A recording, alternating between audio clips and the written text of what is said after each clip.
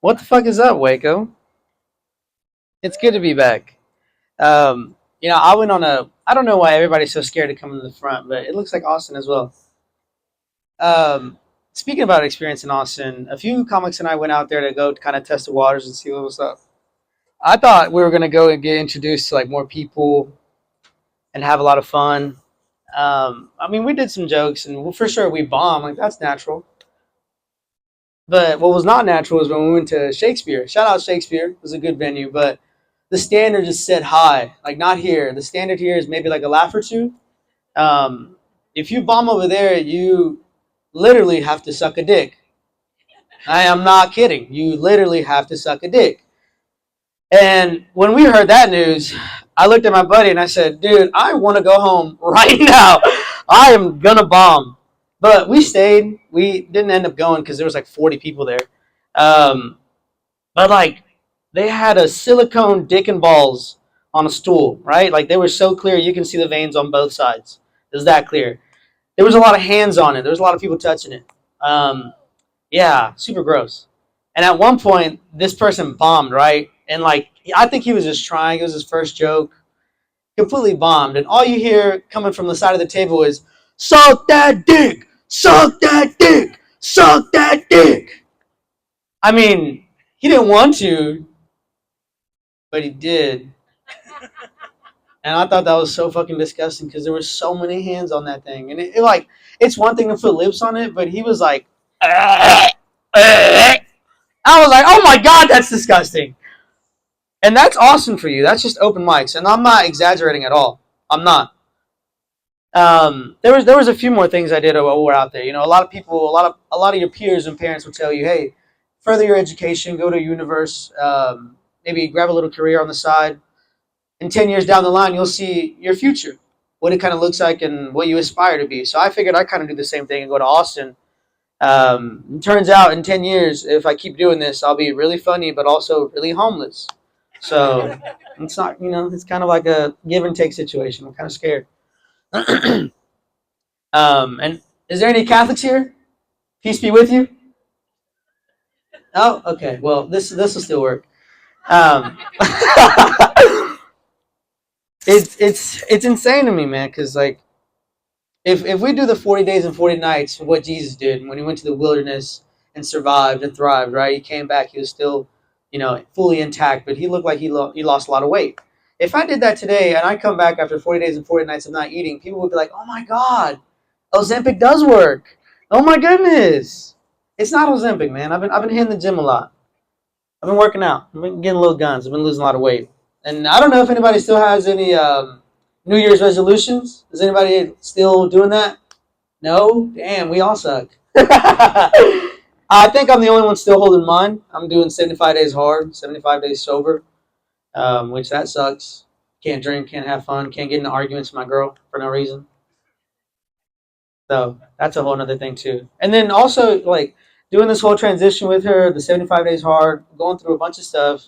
Um, Me and my lady thought it'd be a good idea to like kind of just mesh worlds and move in. But we couldn't find a two bedroom, two bath kind of place, so we found a one bedroom, one bath, and now I shoulder check her every morning. There's like no space in there. It sucks. I'm getting used to it though. I'm getting used to being told when I'm in the wrong. I'm getting used to told to put the toilet seat down, stop peeing on the floor, stop peeing in the shower, stop peeing in the kitchen. I just love having my dick out. I just love having my dick out. All right, it's beautiful. Sometimes I just like it takes more than a mirror to admire it. Just one, I get like two or three. Get a little fancy. Man, but I truly do love making people laugh, even if I do bomb. It's always an experience. I call it boot camp. Because like my buddy was saying, there's not going to be a agent back there and it's like, oh my God, this guy did so good. We're going to give him a Netflix special. It's not how it works. Unfortunately, I got to put things on Instagram, and I feel like all of us are always on social media, going through a lot of reels. And I finally asked my lady, I was like, "Hey, what does your for you page look like?" Because mine is a bunch of like Sigma beta guys, fucking drinking all the time and being like, "Oh my God, you need to stop talking to women and be more manly." And then she tells me that her for you page is about going to bed at 9:30, having a scare care routine, be done by 10 p.m., wake up at 5:30, workout, have a great morning. I'm like, oh my god, your life is way better than mine. Holy shit! Like, and they say that you make your own For You pages, but I don't believe that. I wake up fairly early. I have a good job. I think. I think. Shit. What else? I wanted to try this joke out in Austin, but I didn't know if it was gonna work because there was like two people there. All right, so I got a buddy, right? And we've been friends for 5 years. His name is Reggie. Reggie and I have been kind of like going on and off relationship. So every now and then we do get together. But just recently, a few weeks ago, we got together, and Black History Month was not too long ago. I don't know if anybody remembers that or like held up a fist. Nobody really celebrates that anymore, and that's kind of sad. But Reggie was like, dude, I want to do some research. I wanna find a little bit more about my roots, my people. And I was like, all right, cool, I'm down with it. So we went down a whole rabbit hole of like historic black leaders. So we looked into the Martin Luther King, Malcolm X, people of that nature, and then we got down an even further rabbit hole, and we started reading about the Black Panther Party. And that's when Reggie became a little radical. He started talking about like it was wrong, how they assassinated the co-founder and how the police went in there and just shot up that place. And this is true. They try to cover it up, which is again really fucked up. But Reggie is like going on and on and on about it. And I'm like, man, you probably need to calm down. We probably just need to go get a coffee.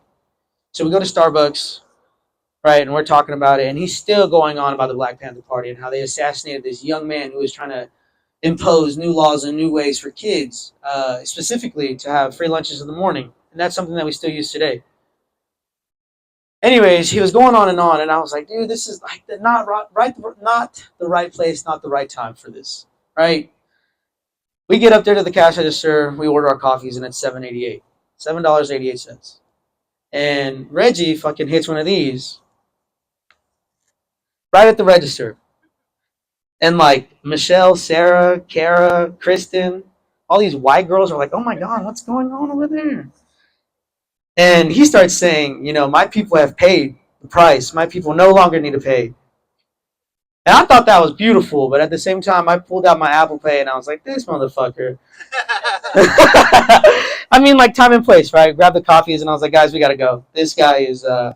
And then again, that same week, we go to Walmart. And when we get to Walmart, he's telling me about how Malcolm X was assassinated during a speech and how it all could have been prevented. And again, he's going on this fucking radical tangent. I'm just like, oh my god, dude, I don't know where you're coming from. I don't really feel you. I don't feel the pain. I'm not of culture of him. But he's still going on. We get to the cash just register in Walmart, and I got like 17 items, and he brings like 3, right? And we're self checkout, whatever, doing our thing. And the lady comes up because there's a issue on the little machine, and she comes up and she's like, hey, there's something that you guys didn't scan. Maybe you might have put it in your pocket or something.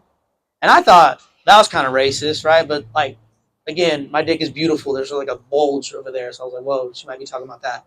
Um, no, Reggie again fucking gets down on his knee and hits it again. And I'm like, either this guy is scamming me out of my money, or this guy is like the greatest advocate in the world. This guy is advocating at Walmart. He's not gonna get shot here. The baby won't shoot him here. He's safe. um, I think that's all we got for tonight. I don't know if do the rest of it. Ah, shit. um,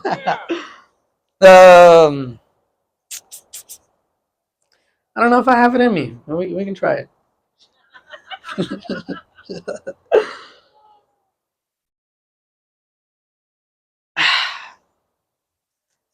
I can go on about something else. Reggie and I don't talk anymore. And he became a little too radical for me. But I noticed that there was a lot of kids here, and I know that's a serious topic in relationships nowadays, but it's crazy because boomers are like, bro, what? You're 22 and no kids? What the fuck is wrong with you? You don't own a house already? What's going on? You not work? And in this economy, you can't afford kids and a house and Xbox Live. It's crazy. You can't afford that at all. I still put on my t-shirts on backwards and go to big time events, and I'm like, oh shit, sorry. Like, there's no way I'm responsible enough for a kid. And also, like, I was a bad child. And a lot of people say that when you're a bad child, it catches up to you when you're a parent. I don't know how I would deal with a child arsonist. I'd go to the police so quick. I'd be like, that kid is Satan's spawn. He's not mine. Take him to jail. But my lady's a sweetheart. She's straight A student, graduated from Baylor, got her master's. She always corrects me when I say a bachelor. She's like, master's. So that's cute.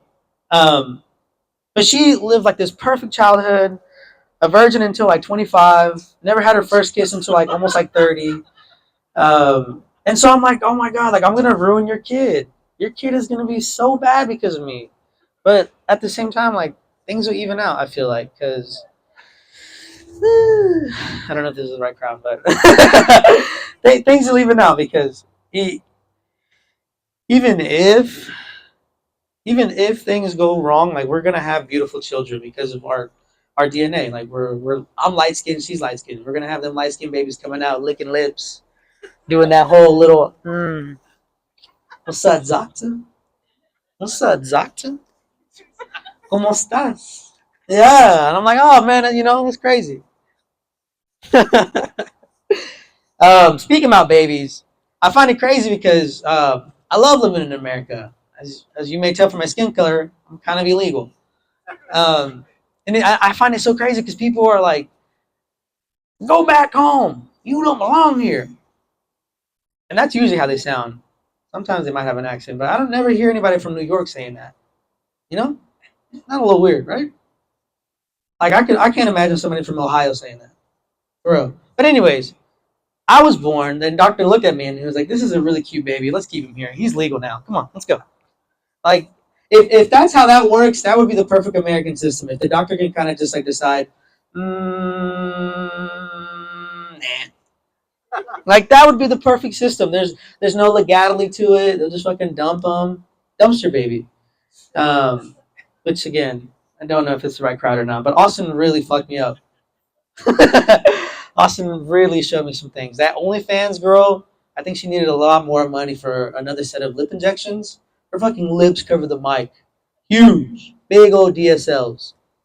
Like big, fucking huge. And there was more people who went up there too, and I was like, man, like I didn't know this, but when comedians do stand up, when they ask questions, they're not really necessarily asking the crowd. And my friend is like, shut up! Shut up! Shut the fuck up! I'm like, oh, okay, I was just answering the question. Like, I'm sorry, I'm trying to be innocent. It's my first time here, dude. I'm nervous. I'm nervous. No, man, I had a great time in Austin. It's been a long time since I've been there. I'm from there. I don't know if y'all know that. Don't ask my girl; she'll tell you something else. But I love Austin. I love how weird it is. I love all the people that you meet there. But what I don't like is that whole germ issue. Like, for sure, that comedian was homeless. I shook his hand and I was laughing with him, shaking his shoulder. And once I found out he was homeless, I was like, I need a shower right now. I don't know where his hand's been, and I feel so gross right now. Which again, like nothing wrong with the homeless, but if you're homeless in Austin, you're just like fancy dirty, you know. Like you got shit on your shoes, but you found somewhere to sleep, and it's kind of nice. It's kind of cozy. Um, God, I could do a little crowd work if I have some time. No, I think that's it, right? And I haven't gotten the flash tonight, y'all. I'm Chris. Thank y'all so much. I appreciate y'all.